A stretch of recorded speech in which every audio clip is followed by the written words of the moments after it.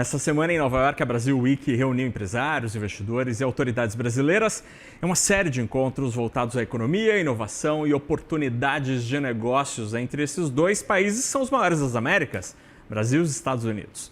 Em meio às discussões sobre transição energética, mobilidade e atração de investimentos, o setor automotivo aparece como um protagonista desse evento, especialmente diante do avanço dos veículos elétricos e das novas tecnologias voltadas à descarbonização e à transição energética.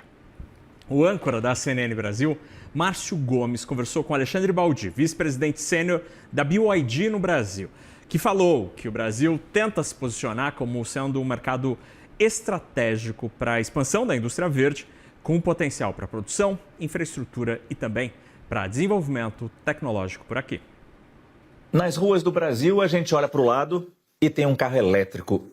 E com quase toda certeza, ele pode ser BYD. Aqui nos Estados Unidos é bem diferente. A gente vai conversar sobre isso com Alexandre Baldi. Ele é vice-presidente do grupo BYD no Brasil e participa dessa Semana do Brasil, dessa Brasil Week aqui em Nova York. Muito obrigado pela sua entrevista, por estar com a gente. A gente vai falar da Brasil Week daqui a pouco, até para ver os interesses da BYD neste momento. Mas eu pergunto para você, de onde vem essa sede da China por veículos elétricos? Sabemos quantas marcas existem por lá. De onde vem tanto interesse nisso, Alexandre? Márcio, primeiro é um prazer estar contigo aqui, obrigado também pela oportunidade, mas nós temos que entender que a China, ela cometeu vários equívocos ao longo do tempo quando entrou na indústria automobilística. E quando ela percebeu que ela não conseguia competir entre os anos 2000 e 2015, ela definiu que investiria em pesquisa e desenvolvimento para entrar numa tecnologia nova globalmente. Carros de novas energias. E ao lançar esse universo de carros de novas energias, que compreende carros híbridos e carros elétricos, ela demarcou um território que não é capaz de ser com competição entre outras marcas. Então, quer dizer, existe uma janela de oportunidade circunstancial para a qual a tecnologia que os chineses desenvolveram e introduziram globalmente, hoje eles têm uma verdadeira necessidade de acelerar esse processo de introdução para que eles possam entrar em mercados ao qual eles não estavam, assim como o exemplo do Brasil, para chegando, quer dizer, ocupando um espaço relevante, porque quando os concorrentes conseguirem desenvolver tecnologias para oferecerem produtos capazes de competir, nós já estaríamos já bem na frente e com o mercado já solidificado. Quando você fala chegando, eu falaria chutando a porta, porque vocês chegaram com uma potência, com uma velocidade de crescimento impressionante, inclusive comprando fábricas da tradicional Ford, em Camaçari, na Bahia. Isso é muito simbólico. Eu pergunto quando teremos um BYD feito no Brasil. Hoje ele é montado no Brasil? Exatamente, Márcio. A estratégia da fábrica foi uma estratégia ao qual eu consegui convencer o board da BYD, a nossa matriz na China, porque o Brasil já viveu este momento em 2011, 2012.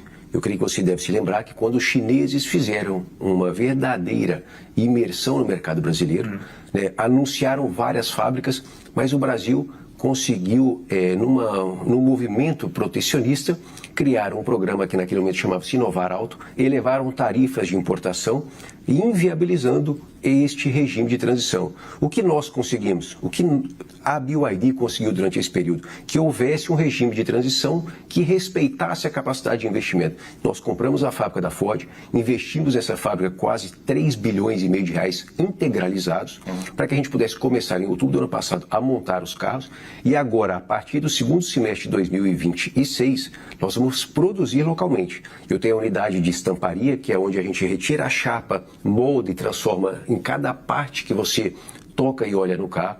Eu tenho a unidade de solda e a unidade de pintura que já estarão em operação. Então, portanto, você terá um carro de fato fabricado no Brasil e eu passo daquele momento de transição de montagem, que é o regime SKD, para o regime de fabricação local. É que num carro que envolve tanta tecnologia, eu imagino que fazer a bateria seja algo importante, relevante, até para transferência de tecnologia. A gente vai conseguir fazer a bateria no Brasil também? Essa é uma pergunta bastante peculiar, Marcos, porque assim, você entende que existem duas formas de você avaliar um carro.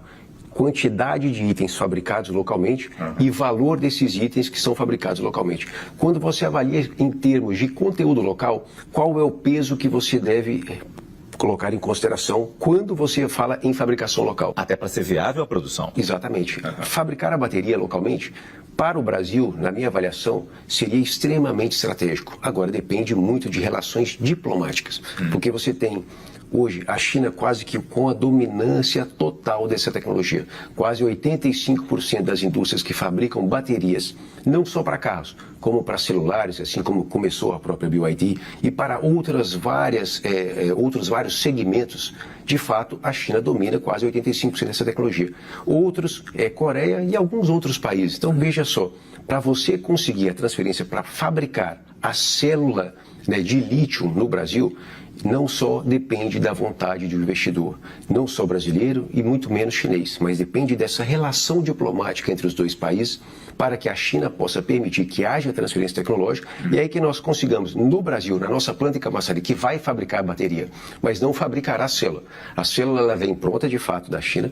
Imagine só, a gente extrai minerais que são estratégicos como o lítio e outros aqui na América do Sul, seja Brasil, seja Chile, Argentina, a gente exporta esse mineral para a China, processa ele, produzindo a célula, né, de íons de lítio, a título de exemplo, volta essa célula para o Brasil para que a gente possa fabricar o pack da bateria. Então, quer dizer, seria muito producente e seria bastante importante e estratégico para que o Brasil protagonizasse de fato essa transição energética no setor automobilístico, que a gente conseguisse essa transferência de tecnologia. Você falou pontos importantes sobre protecionismo, a gente vai entrar um pouco nisso mais para frente, mas também minerais críticos também é importante, mas essa relação com a China. Quando você fala a China tem que deixar, a China tem que permitir, é a sede chinesa da BYD ou você está falando do governo chinês? Não, assim, a BYD é uma empresa de capital aberto, é uma empresa que está na bolsa, seja de Xangai, seja de Hong Kong. É a única empresa chinesa que Warren Buffett investiu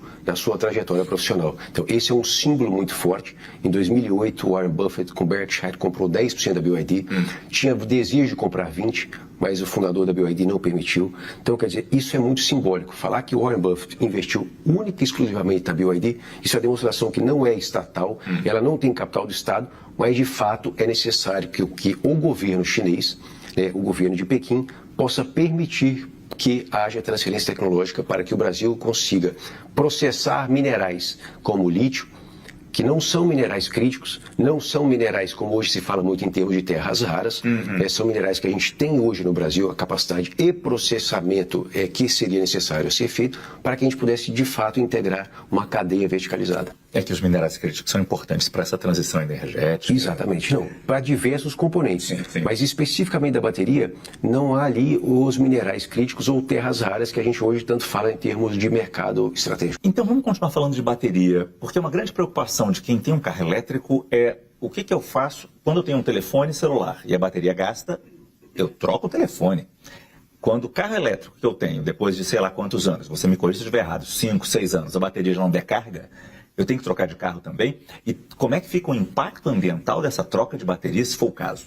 Márcio, são tecnologias completamente diferentes. A tecnologia para o telefone, pelo fato do telefone ser um objeto de uso quase que anual, veja só, a própria Apple, que é hoje nossa cliente, 22% das baterias de smartphones global são da BYD. 30% dos iPhones produzidos integralmente no mundo são BYD. 80% dos iPads produzidos no mundo integralmente são BYD.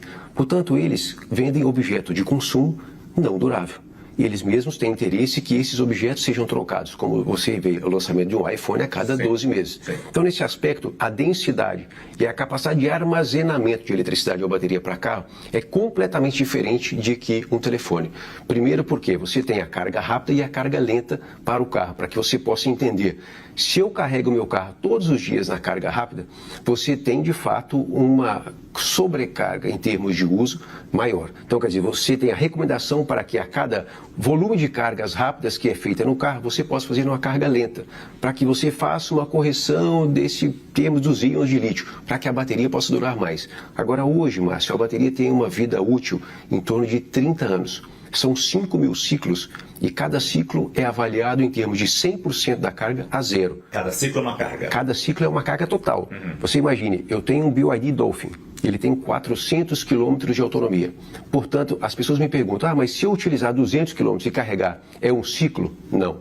E ele só será um ciclo quando eu dirigir o carro pelos 400 quilômetros completos e der a carga completa. Você veja que essa dúvida entra muito no mistério que ainda envolve os carros elétricos para muita gente, porque é uma novidade e, ao mesmo tempo, você usou a palavra protecionismo. A gente sabe como as outras montadoras podem estar um tanto enciumadas desse crescimento muito rápido. Inclusive, vocês se queixam da Anfávia, Associação Nacional de Fabricantes de Veículos. Eu pergunto como é que está essa relação de vocês lá no Brasil, se ainda existe essa, eu não sei se é rivalidade, se é essa rixa, essa antipatia, ou se já é uma empresa como as outras são.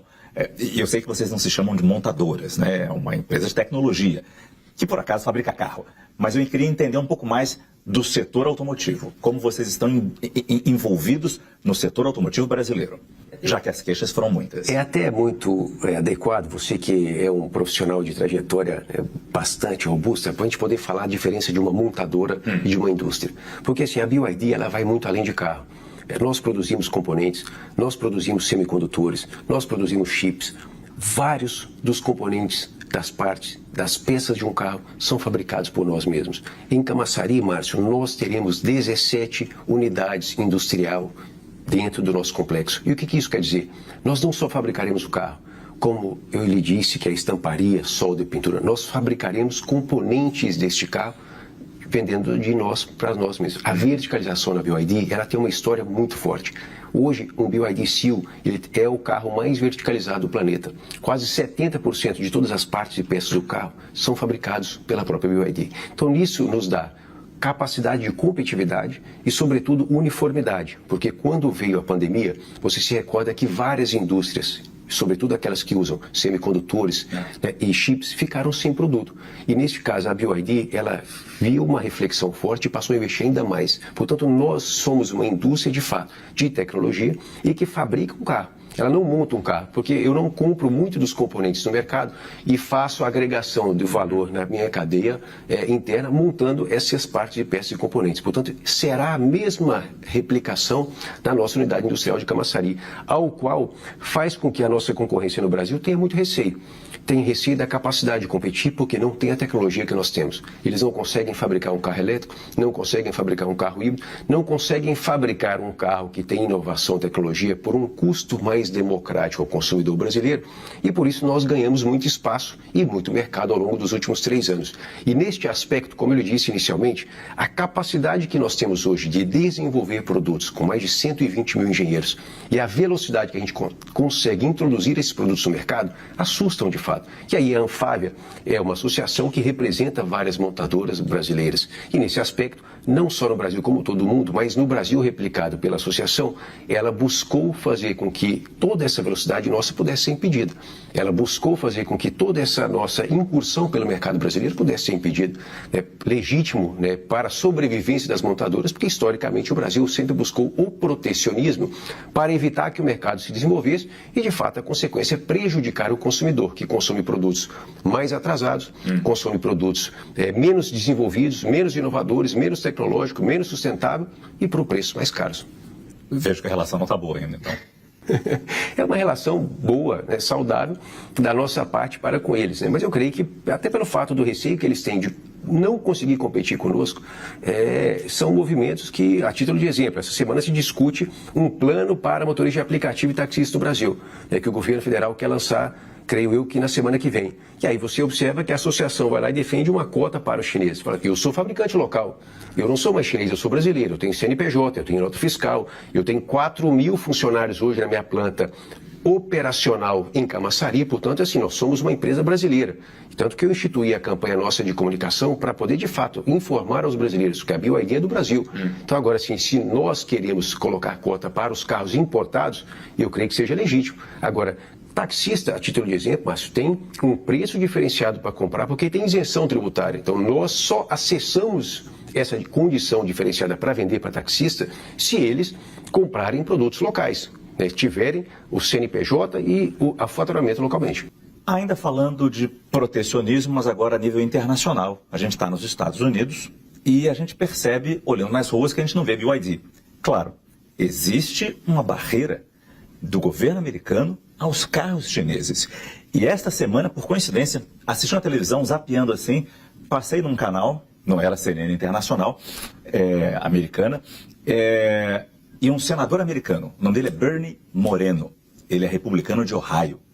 Ele quer baixar uma lei proibindo os carros chineses, porque ele diz que os carros chineses têm câmeras, têm sensores que vão espionar o povo americano e mandar essas informações para a China. Eu não quero nem entrar nesse assunto, se você quiser falar sobre isso, ótimo. Mas até que ponto esse medo da tecnologia, esse medo criado, porque os carros americanos também fazem isso. New York Times, há coisa de 2 anos, publicou reportagem que a Ford, aqui nos Estados Unidos, montadora americana, também vendia dados coletados pelos sensores para as empresas de seguro, para saber que aquele motorista teria ou não desconto na hora de renovar o seguro dele, como ele dirigia, a velocidade. Olha a espionagem acontecendo por todos os lados. A gente sabe que a tecnologia nos pode... Existe esse risco com a tecnologia, mas eu queria ir um pouco além. Até que ponto criar esse medo não afasta as pessoas de conhecer, de se envolver com a tecnologia, que no final das contas pode ser benéfica, traz riscos, mas traz muito mais benefícios. Eu queria entender um pouco a sua visão sobre isso. Bem, Márcio, essa é uma estratégia clara da concorrência que usa esse tipo de artifício e artimanha para provocar o medo. Nesse momento, concorrência entre países. Não, é concorrência entre empresas. Porque empresas que não conseguem competir em termos de característica de produto, de tecnologia, como ele diz, carros híbridos e carros elétricos, hoje são objeto de consumo por parte do consumidor, não só brasileiro, mas o próprio americano. Eu fui a um dos eventos aqui nos Estados Unidos e escutei de um conselheiro do presidente da República dos Estados Unidos. Eu tenho curiosidade por ter um carro da BYD, porque eu já percebi a tecnologia, já percebi a característica do carro e o que o carro entrega pelo preço. Então, quer dizer, a BYD, ela opera nos Estados Unidos, nós vendemos muitos ônibus elétricos, temos uma fábrica na Califórnia, Pasadena, um dos maiores projetos de armazenagem de eletricidade em baterias aqui nos Estados Unidos, a Califórnia, é BYD, portanto, nós não temos impedimento de atuação. O que há, de fato, é uma insegurança por parte de se investir até mesmo para fabricar localmente. E o governo definir uma tarifa diferente. Então, esta insegurança, eu até tive a oportunidade de ouvir o senador em um dos eventos aqui em Nova York. Esse Bernie Moreno? Exatamente. Então, quer dizer, você se assusta. E aqueles que são conservadores, aqueles que seguem a ideologia, o modelo, né, de discurso e de narrativa dele, de fato, eles vão difundir tudo o que eles ouvem. E aí ele é um líder, ele é um agente político que influencia as pessoas. E aí você tem aquele segmento, aquelas pessoas com aquelas características, elas estarão completamente fora do consumo desse tipo de produto. Agora imagine só, se você tivesse receio de consumir um produto chinês, você não vai consumir smartphone nenhum. Porque quase que a integralidade dos smartphones produzidos no mundo hoje, e sobretudo aqui, consumido pelos americanos, eles são chineses. Eu lhe disse que a BYD fabrica 30% dos iPhones globalmente. Aí você imagine só, Flextronics e outras tantas indústrias chinesas que fabricam os outros smartphones. Então, quer dizer, não existe nada mais efetivo para você espionar uma pessoa do que o próprio smartphone, que é aquele que você carrega na mão, você leva para o seu quarto, você leva por onde você está. Ele tem a câmera, ele tem o microfone, ele tem tudo. Então, quer dizer, tudo isso são ilações provocadas por pessoas que investem nessa estratégia, induzindo agentes, inclusive públicos, como é o caso do senador, a fornecer informações que são completamente infundadas. A BYD é uma empresa de capital aberto, é uma empresa que está na Bolsa de Valores. No Brasil, a gente está investindo num data center no Brasil, no Rio de Janeiro, para comprovar, para reafirmar ao consumidor brasileiro, especialmente esse mais conservador, que os dados coletados em termos de tecnologia no Brasil permanecerão exclusivamente no Brasil. Neste momento, Donald Trump tenta se aproximar da China, se encontrando com Xi Jinping. Isso deve ser ótimo para tentar quebrar esse gelo e tentar romper essas barreiras. Ou não? Como é que você está vendo essa tentativa de aproximação entre esses dois líderes, Donald Trump e Xi Jinping? Márcio, é inevitável. Você se fala de duas economias que são as maiores do planeta, de duas capacidades de consumo e de produção que é incomensurável. Nenhum outro país consegue se inserir no contexto de competição ou mesmo de capacidade de relação. O chinês depende do americano porque necessita desse consumo. O americano depende do chinês porque o chinês tem uma capacidade de poupança interna, de comprar dívida, de investir que outro país no mundo neste volume não tem. Portanto, nada melhor de que esses dois líderes globais possam se relacionar e isso oportuniza ao mundo. Agora, é claro que existem as as consequências colaterais. Em se tratando do Brasil, em termos de agro, em termos de vários segmentos, né, pode de fato afetar a nossa economia local. Fala um pouco da guerra. Claro que a guerra não é boa para ninguém, a guerra no Oriente Médio, me refiro a ela. Mas de alguma forma, esse choque do petróleo que nós estamos assistindo e sofrendo na pele, de alguma forma isso beneficia quem usa essa nova tecnologia, este novo mundo dos carros, o carro elétrico? Mas eu acredito muito que isso é subconsciente. A guerra é uma tragédia, ninguém pode dizer que a guerra é algo bom para absolutamente nada e ninguém. Mas, de fato, você faz com que o consumidor, em toda parte do mundo, ele reflita sobre os seus hábitos. Porque a pessoa, o ser humano, ele é tocado, né, por dois pontos muito sensíveis: emoção ou o bolso. Então, nada mais efetivo do que você conseguir tocar emocionalmente ou o bolso. A guerra, ela consegue atingir os dois, porque a pessoa tem medo, né, ou de sofrer algo porque ela está próximo aonde esteja ocorrendo, né, a guerra propriamente em si, ou porque ela tem receio, porque ela pode ser impactada pelo emprego, pela renda, pela inflação, né, por tudo aquilo que a guerra e os seus efeitos colaterais em todo o mundo pode acontecer. Então, quer dizer, eu não tenho a menor dúvida que no Brasil o nosso crescimento entre fevereiro e agora tem muito em termos da percepção dos consumidores, que há 3 anos, Márcio, eu trabalho, eu invisto fortemente para que eu possa divulgar o TCO, que é o Total Cost of Ownership, o custo total de propriedade de um carro elétrico, comparando um carro elétrico com um carro a combustão. Imagine só, você abastecer o seu carro a gasolina, custa em média no preço da bomba de hoje no Brasil, em torno de 65 centavos. Falo média, tá? Porque Rondônia custa R$ 9,00, São Paulo está R$ 6,20. Então, perfeitamente, 65 centavos por quilômetro você andar num carro a gasolina. Se você carregar o seu carro com a mesma capacidade de quilômetro, vamos dizer assim, colocando de modo igual, você terá um carro que vai custar na tomada da tua casa 9 centavos por quilômetro, somente para você dirigir no seu dia a dia. Agora, comparando em termos de manutenção, você fala que um carro a gasolina custa, fala não, é comprovado, 13 centavos por quilômetro, e um carro 100% elétrico custa 3 centavos por quilômetro. Então você avalia que você veja uma diferença fática, 12 centavos por quilômetro entre utilização e propriedade e 68 centavos por quilômetro em termos de utilização e propriedade, comparando o elétrico com a gasolina. Tudo isso que a gente vem há 3 anos de forma muito massiva comunicando à sociedade brasileira, é claro que no momento da guerra, onde as pessoas são impactadas pela inflação, pela elevação de preço de combustível, ela fica mais sensível a absorver essa informação. E aí ela faz o quê? Tocada no bolso, ela procura, de fato, substituir, mudar a cultura, porque é uma mudança de cultura total, em ter um carro elétrico, em dar oportunidade para esse segmento novo no mercado brasileiro. E para o ano que vem, quais são os planos da BYD? A gente percebe vocês fazendo muita propaganda, inclusive em novelas, ou seja, tentando criar um consumo de massa para esse produto. Quais são os planos de vocês para o ano que vem ou para os próximos anos? Márcio, a diferença é, nós não esperamos uma tendência, nós somos responsáveis por criar uma tendência. A comunicação em massa, ela foi importante, ela é importante, será importante, porque nós não só criamos uma marca, mas criamos 2 novos segmentos.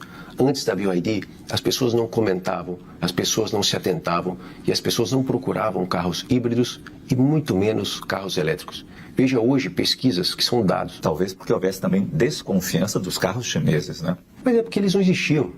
Você imaginar, quando nós lançamos o BYD Dolphin em 2023, nós tínhamos 2 modelos no mercado.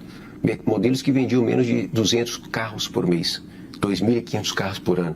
Então, quer dizer, um mercado de 2,5 milhões, isso é ínfimo, isso é nada. Então, quer dizer, quando nós nos propusemos a lançar uma marca, mas não só a marca, como 2 novas categorias, 2 novos segmentos, a gente não precisa comunicar só a marca, eu preciso comunicar os benefícios e todos aqueles aspectos ao qual o consumidor precisa se atentar para comprar um carro novo. Isso é responsável pelo quê?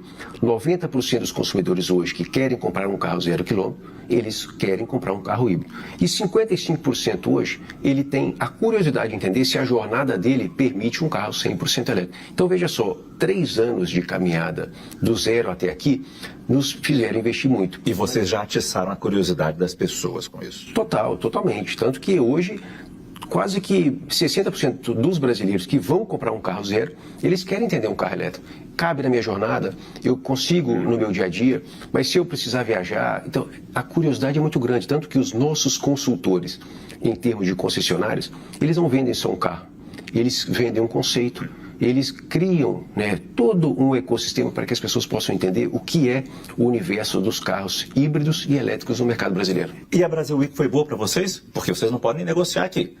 Mas de que forma se beneficia uma empresa que tem um mercado bloqueado no país, que cedia o evento, as reuniões, enfim, a conversa?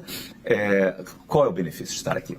O Brasil, em termos de quem é decisor, toma decisões efetivas, praticamente se muda para Nova York, né, de modo muito massivo. Então, essa oportunidade, né, entre diversos eventos, são dezenas de eventos diários, permite com que a gente possa relacionar no mercado como um todo, instituições financeiras, corporações. Nós estamos começando agora o projeto de comercial. Isso quer dizer o quê? Caminhões elétricos, caminhões híbridos, né, ônibus elétricos. Isso nos dará outras oportunidades. E falar, escutar, poder dialogar, entender qual é a perspectiva de futuro de Brasil, o que as instituições financeiras esperam e estão fazendo.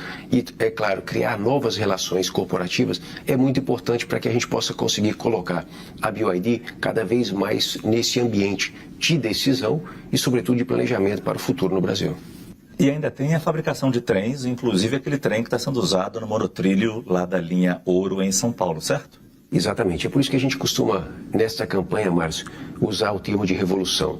Porque a BYD, ela se propôs ao governo de São Paulo a não fazer com que aquela linha tivesse que ser demolida. Ela não demorou, era para ser entregue de 2014, não foi culpa da BYD, não? Foi... Negativo.